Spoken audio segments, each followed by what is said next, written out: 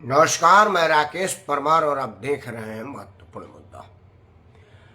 मित्रों, महत्वपूर्ण मुद्दे में आज अब इससे बड़ा महत्वपूर्ण मुद्दा कुछ नहीं हो सकता कि जो मोदी जी के विरुद्ध इंडिया गठबंधन बना है उसमें नेता बनने के लिए अपने आप को सुपीरियर और सबसे ज़्यादा लोकप्रिय बताने दिखाने के लिए हर आदमी अपने स्तर पर प्रयास कर रहा है। ममता बानो पश्चिम बंगाल में हिंदुओं का कत्लेआम और हिंदू हितों की मानमर्दन करने के जो बढ़त बनाई हुई थी उसको पीछा छोड़ने के प्रयास में नश्वर कुमार, जिन्हें आप नीतीश कुमार या सुशासन बाबू के नाम से जानते हैं, नश्वर कुमार ने हिंदू तीज त्योहारों में भारी कटौती करके वो अपने आप को उस लाइन में लाने का प्रयास किया। यह सब देख करके ममता बानो को लगा कि यार नीतीश कुमार कहीं लंगड़ी ना मार दे मेरे को। तो जिस होटल में ममता बानो रुकी थी उसके स्वागत द्वार पर जो स्वागतकर्ता महिला थी, जिसको आप सब रिसेप्शनिस्ट कहते हैं, उन्होंने जब स्वागत की भारतीय परंपरा तिलक लगा करके जब स्वागत का अनुरोध किया गया तो ममता बानो ने अपना मुंडी पीछे कर लिया।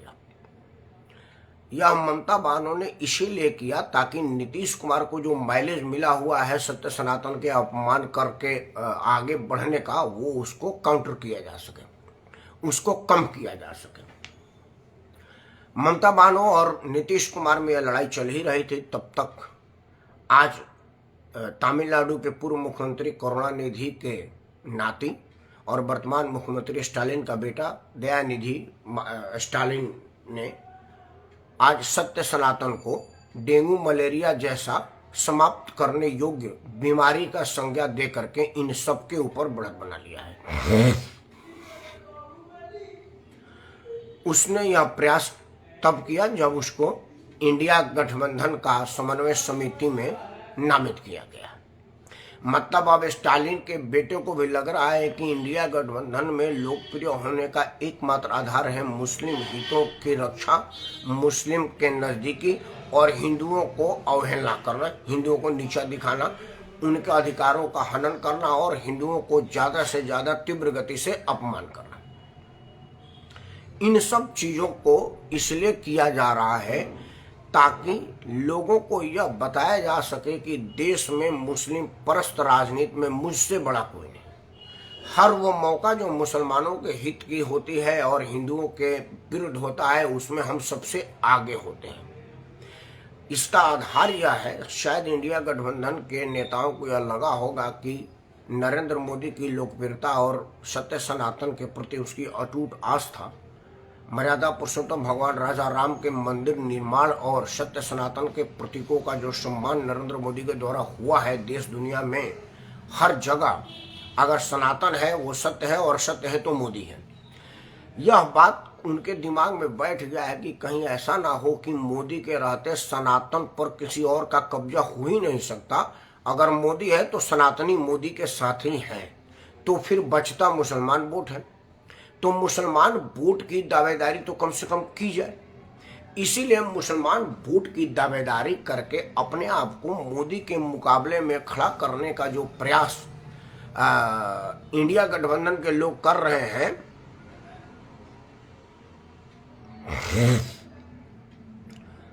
उन सब की लड़ाई में यह सब हो रहा है। अब स्टालिन ने जो कहा वो मुझको बताने की जरूरत नहीं है और वो बहुत चर्चा का भी विषय नहीं, क्योंकि अब हमारा सत्य सनातन धर्म ऐसा हो गया है कि जो आता है ना वो कह के चला जाता है, क्योंकि इसमें गर्दन काटने की परंपरा नहीं है, जूता मारने की परंपरा नहीं है, यहाँ तक कि उसका अपमान करने, उसका विरोध करने तक की परंपरा नहीं है। क्योंकि आप अगर सनातन धर्म का अपमान करते हैं, सनातन धर्म का विरोध करते हैं तो आप बड़े नेता हो जाएंगे और जल्दी नेता हो जाएंगे। लोकप्रियता पाने का विशेष शॉर्टकट उपाय भारत के राजनीति में कुछ नहीं, ये देखा जाना परखा खड़ा उतरने जैसा मामला है। ये मतलब ऑल टेस्टेड फार्मूला है। तो मैं इस पर क्या करूं, मैं रोज बोल करके इस पर थक गया। सवाल है कि स्टालिन का बेटा बोल कहाँ रहा था, वो इंपॉर्टेंट है। उसकी चर्चा किसी समाचार चैनल पर नहीं हुई है।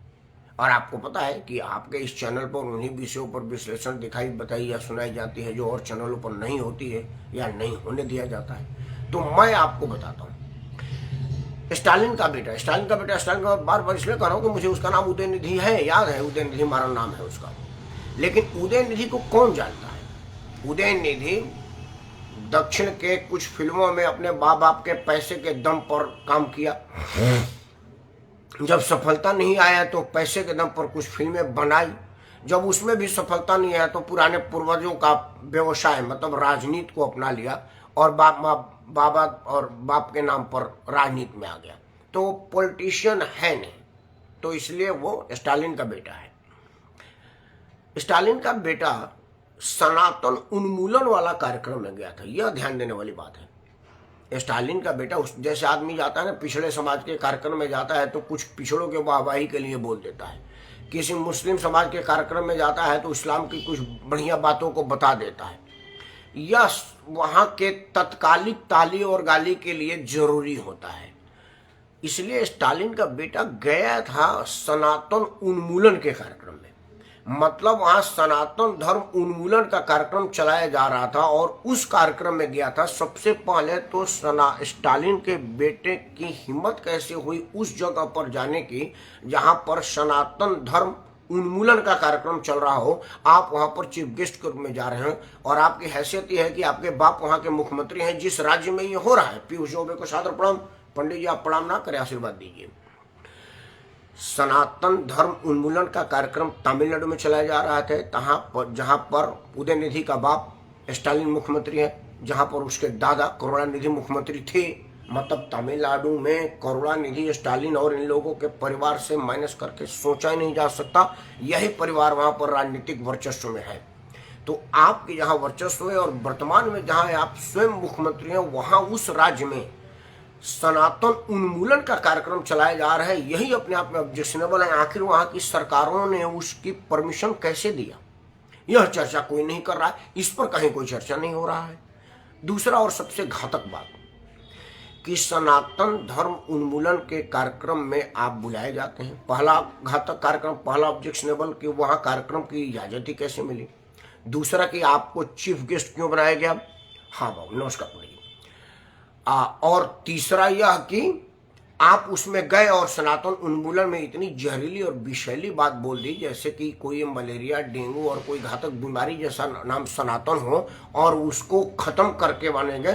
कह रहा है कि उसको उन्मूलन ना करिए तो खत्म ही किया जाए। मलेरिया की कीड़ा का कोई उन्मूलन थोड़ा करता है, उसको सीधे समाप्त कर देता है। यह कहने की हिमाकत कर दिया। उसका वजह है हमारे सत्य सनातन का विरोध करके समाजवादी पार्टी के एक सिरफिरे नेता ने विरोध किया। अखिलेश यादव ने उसको महासचिव बना दिया। हमारे सत्य सनातन में भगवान राम के चरित्र का एक गलत व्याख्या किया। लालू प्रसाद यादव ने नीतीश कुमार से कहकर उसको मंत्री बनवा दिया। सत्य सनातन के धर्म का विरोध करेंगे तो आप राज्यसभा, लोकसभा या मंत्री बन जाएंगे। अब बताइए, सीधा शॉर्टकट में राजनीति में स्थापित होने का इससे बढ़िया माध्यम कोई है।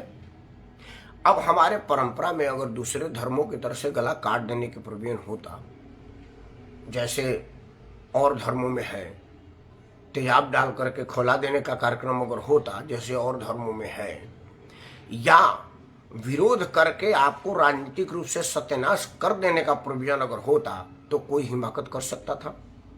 लेकिन यह इसलिए नहीं हो सकता क्योंकि सत्य सनातन को पहले ही दिन से शुरू से राजनीति में, हमारा देश में जब राजनीति शुरू ही नहीं हुई थी, अभी देश गुलामी था और देश को आजाद करने की जो लड़ाई लड़ी जा रही थी वो उसी दिन से सनातन को कमजोर करने का प्रयास किया जा रहा था। जैसा कि आप सबको पता है कि हमारी आज़ादी मिली नहीं है, एक अंग्रेज ने दूसरे अंग्रेज को हस्तांतरण कर दिया। मोहनदास करमचंद गांधी जैसा एक अपना दलाल भेजा था जिसने पढ़ते हुए क्रांतिकारियों के राजनीति को, आंदोलन को हाईजैक किया और वो उसको यह बता करके भेजा गया था कि भाई में क्या क्या करना है। टास्क भेजा गया था। उस टास्क में एक सबसे बड़ा टास्क यह भी था कि आपको सनातन धर्म को कमजोर करना है। और मोहनदास करमचंद गांधी जिसे लोग महात्मा कहते हैं, मैं तो उसको शैतान ही मानता हूँ, महात्मा तो मेरे नज़र में है नहीं। वो आदमी आया तो सबसे पहले भजन गाया कि ईश्वर अल्लाह तेरो नाम सबको सन्मति दे भगवान। उसका एक अलग है, मतलब वहां से इसकी परंपरा पड़ी। और यह जाति धर्म में बांट करके, हमारे सनातन को जातीय धर्म में बांट करके, जाति में बहका करके और जात की गलत परंपरा, गलत व्याख्या करके इसका नींव पड़ा हुआ है। पहले दिन जिस आदमी ने सत्य सनातन में जाति ढूंढने का प्रयास किया, उसी दिन उसके कान के नीचे अगर किसी बढ़िया आदमी ने लगा दिया होता तो उसको समझ में आ जाता कि यहाँ पर गलत व्याख्या नहीं की जा सकती। लेकिन सबसे बड़ा दुर्भाग्य हमारा यह है कि हमको पहले ही दिन बताया गया है कि हम बहुत सहिष्णु लोग हैं। हम वो धर्म है जो पत्थर पूजते हैं, पानी पूजते हैं, पेड़ पूजते हैं, पहाड़ पूजते हैं, इंसान पूजते हैं। हम पूजते हैं, मतलब हमको काटने का बताया ही नहीं गया है किसी जगह, किसी मोड़ पर। जबकि आप अगर सत्य सनातन की व्याख्या देखें, मैं सबसे पहले आदि गुरु शंकर की नाम लेता हूं। हमारे भगवान भोले के हाथ में डमरू था, वो दुनिया को अपने धुन पर नचाने का था, लेकिन उनके हाथ में तांडव करने के बाद उनके गले में नाग भी था। अगर आप उनके नजदीक आएंगे, उनका अपमान करेंगे तो वो नाग निकल जाएगा आपको। त्रिशूल का मुकाबला किसी से था नहीं। अगर भगवान भोले को नाराज हुआ तो उनका त्रिशूल का सामना आपको करना पड़ेगा। आते हैं भगवान राम पर, जो भगवान शंकर के भक्त थे। भगवान राम कहते हैं कि आप जब भी रहिए, क्षत्रिय को तो बिना शस्त्र के रहना ही नहीं चाहिए। उन्होंने हमेशा शस्त्र धारण करके रहने की परंपरा को आगे बताया। हमारी माताएं, हमारी माँ दुर्गा का 10 हाथ दिखाया गया और 10 हाथ में एक भी हाथ में फल नारियल नहीं है, सब में कोई ना कोई हथियार ही है। तो हमारे देवी देवता निहत्थे नहीं रहे हैं और हम लोगों को नपुंसक बनाने की ट्रेनिंग कहां से, किस किताब से, किस व्याख्या से और कहां के उदाहरण से मिला। अगर इस विषय पर किसी दिन चर्चा हो जाए, इस विषय पर किसी दिन खुल के बातचीत समाज में हो जाए, तो समझ में आ जाएगा कि हमको नपुंसक बनाने का प्रयास आज से नहीं है। और इसका वजह यह है कि कभी स्टालिन आता है तो बकवास करके चला जाएगा, कभी स्वामी प्रसाद मौर्य आएगा तो बकवास करके चला जाएगा, कभी वो कम अकल शिक्षा मंत्री बिहार वाला कह के चला जाएगा। मतलब जिसकी मर्जी होगी वो हमारे सनातन धर्म का अपमान करके चला जाएगा, क्योंकि उसको पता है कि इन लोगों को शुरू से ही हमने बांट रखा है।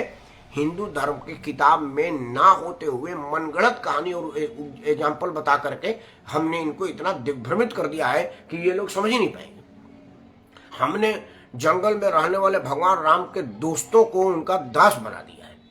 उनको यह पता नहीं है कि भगवान राम जब वन में गए थे तो सवरी का जूठा बैर खाया था। आज का दलित, मतलब भगवान राम के टाइम में तो कोई दलित था नहीं। आज जिसकी व्याख्या दलित कहते थे कि एक राजा मर्यादा पुरुषोत्तम भगवान राम, जो सम्राट दशरथ के पुत्र थे, उन्होंने सौरी का जूठा बैर खाया। पंछित तक को अपने गोद में लगा के जटायु की धीरी जटानन से झारी की व्याख्या को पढ़ा होगा, उसकी होती है। इन सब चीजों को दरकिनार करके हमें जात डाली गई। भगवान राम जिस गुरुकुल में पढ़ा करते थे, निषाद राज उसी गुरुकुल में पढ़ा करते थे, यह कहीं नहीं बताया गया है। बहुत दूर चले जाइए, छोड़ दीजिए, हम अभी की बात करते हैं, आज की बात करते हैं। वो आज छोड़ दे, बोले कि आप तो रामायण काल्पनिक है, झूठ बोल रहे हैं, रामायण में है नहीं, मान लिया मैं बात को। लेकिन अभी तो छठ होगा मेरा, अब तो छठ आने वाला है, कार्तिक महीना शुरू होगा, छठ आने वाला है दिवाली के 6 दिन बाद, और दिवाली भी आने वाली है। तो जब हम छठ मनाएंगे या जो भी छठ मनाएगा, वो छठ का दौरा जो मुख्य, जिसमें सुपुली में भगवान भास्कर को प्रसाद चढ़ाई जाती है और दी जाती है, वो कहाँ से आता है? जिसको आप दलित कहते हैं, डोम के घर से आता है। वो दूध कहाँ से आता है जिसमें खीर बनता है? ग्वाले के यहाँ से। वो चावल किस्म कहाँ से आता है? कुशवाहा के यहाँ से। वो कपड़ा कहाँ से धुल के आता है? धोबी के यहाँ से। मतलब इन सब लोगों को समाहित करके आज भी छठ मनता है, और जिसको हम सबसे पवित्र त्योहार मानते हैं। यह तो काल्पनिक नहीं है। राम को आप काल्पनिक मान लीजिए, रामायण और महाभारत को काल्पनिक मान लीजिए, ये तो काल्पनिक नहीं है। अभी तो महीना 1.5 महीने के अंदर छठ होगा, या पिछले साल आपने छठ देखा होगा क्या? किसी छठ के घाट पर पूछा गया कि कौन जात के हो भाई, हमारे बगल में बैठ गए। दूसरे धर्मों में कहा जाता है कि नमाजी जब आता है तो एक दूसरे के साथ में या पीछे आगे खड़ा होकर के नमाज करता है, ये नहीं देखता राजा कौन है, रंग कौन है। लेकिन उसी किताब में कहीं या नहीं लोगों ने बताया, उसी कार्यक्रम में, कि हमारे छठ में भी जब अर्घ देने के लिए आते हैं दौरा लेकर के, तो आपके बगल में कौन बैठा है नहीं पूछा जाता। आज तो हर घर में माचिस आ गया। उस जमाना भी था जब हम वो देखते कि एक किसी ने घर से आग सुनगा के लाया हुआ है, वही आग सबके धूप करने के लिए, वो जो धूप बत्ती शकील होम करने के लिए हर जगह बढ़ता था। उसमें नहीं पूछा था ये आग किसके घर से आया है। गाय का दूध हमारे घर में नहीं है और हमारे बगल का दलित वाला गाय का दूध लाए, बोले ली ना भाई गाय का हटे, और हम लेके उसे अर्घ देते थे। हमने उससे जात नहीं पूछी, उसे धर्म नहीं पूछा, पूजा नहीं किया, तो आगे हाथ कर दिया प्रसाद दे के जाना। ये नहीं देखा कि जो प्रसाद डाल रहा है वो दलित कहाँ थे, कि पिछड़े कहाँ थे, कि बैकवर्ड कहाँ थे। और इसको ना प्रचारित करके इसमें जात निकालने की परंपरा हुई है और किसी ने इसका ऑब्जेक्शन नहीं किया। आप संगठित होइए, नहीं तो अभी तो मंचों से कहा जा रहा है। अपनी संस्कृति का सम्मान जिनने नहीं किया, उसका उदाहरण के रूप में आप अफगानिस्तान देख लीजिए। उन्होंने संस्कृति का ख्याल नहीं रखा था। आज अफगानिस्तान कहाँ है, किस आधार पर, सोच लीजिएगा। हमारे नेताओं के बेईमानी पर हम पर्दा डाल रहे हैं क्योंकि ये नेता मेरे पार्टी का है, ये नेता मेरे रिश्तेदारी का है, यह नेता मेरे यारी का है। उसका हाल नेताओं पर अंधविश्वास करके क्या होता है, इसका हम पाकिस्तान से सीख सकते हैं। और अपने संस्कृति, अपने शान आन और बान की रक्षा करके दुनिया से कैसे लोहा लिया जा सकता है, हम इजराइल से सीख सकते हैं।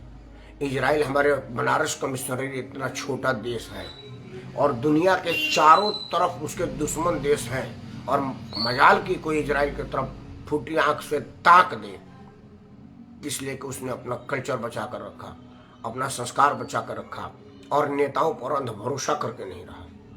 तो इन सब चीज़ों से अगर हम नहीं सीखेंगे, हम मानेंगे कि क्या करेगा। नेताजी ने रामायण को जो गाली दिया वो मेरे जाति के थे, नेताजी ने जो मोदी का गाली दिया वो मेरे धर्म के थे।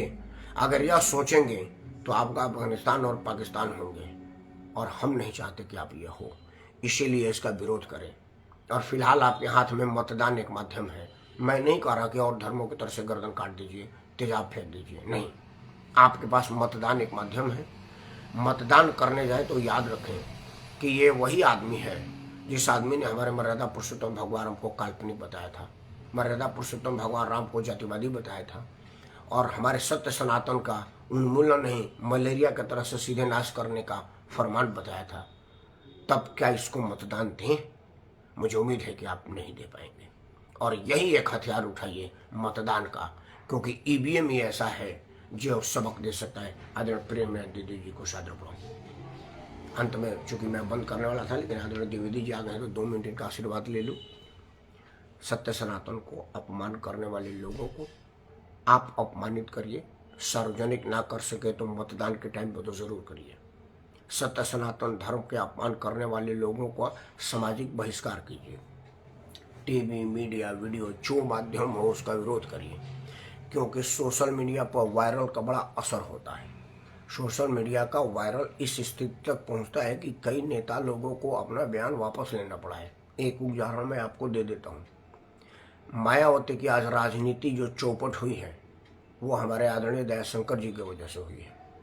पहली बार दयाशंकर के विरुद्ध मायावती ने फरमान जारी किया और उसको बैगघर में जाना पड़ा, क्योंकि दयाशंकर का समर्थन पूरे देश से मिल गया। राजनीति में जब मायावती ने शुरुआत किया था, उसने जो बोल दिया उसके पीछे कभी नहीं रही। उसने एक एयरमैन को उत्तर प्रदेश का चीफ सेक्रेटरी बना दिया। सुप्रीम कोर्ट और IAS एसोसिएशन चिल्लाता रह गया, लेकिन वो टस से मस नहीं हुई। जब वो अपना मूर्तियां लगवा रहे थे लखनऊ के पार्कों में, नोएडा के पार्कों में, तो सुप्रीम कोर्ट ने कहा कि ना लगाए। उसने बोला कि ठीक है। सुप्रीम कोर्ट ने उन्हें लिख करके शपथ दे दिया, लेकिन मजदूरों को कहा तुम काम करते रहो, सुप्रीम कोर्ट के लिख कर देना मेरा काम है। अब सुप्रीम कोर्ट के जज आकर के लखनऊ के पार्क में तो घूमने नहीं आ रहे हैं ना।